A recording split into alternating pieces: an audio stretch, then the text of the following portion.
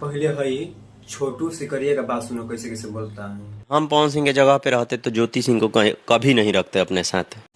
का रे छोटू सिकरिया, ऐसे ही बोलबे हैं? अगर तोर बहन के कोई छोड़ दी तो तू क्या करते पहले बताओ तो पहले। हैं क्या करते रे? अरे बहन से दवा, अपन बहन बहन हिया आ दूसरा के बहन तोर बहन निकले को रे सरवा।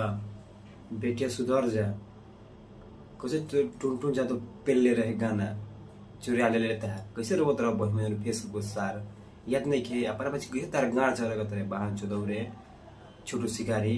बहन छिन दूसरा के मारे में गीत होता तहार, अपन बारे में गीत ना होला तहार। बेटिया सुधर जा छोटू शिकारी, इंटरव्यू तनी अच्छा से दे बहन चो दवा ठीक रे। बहन लानु फार दे हमरो अरे चिरे घर बहन लानु ठीक नु फार लाओ। पवन भैया गलत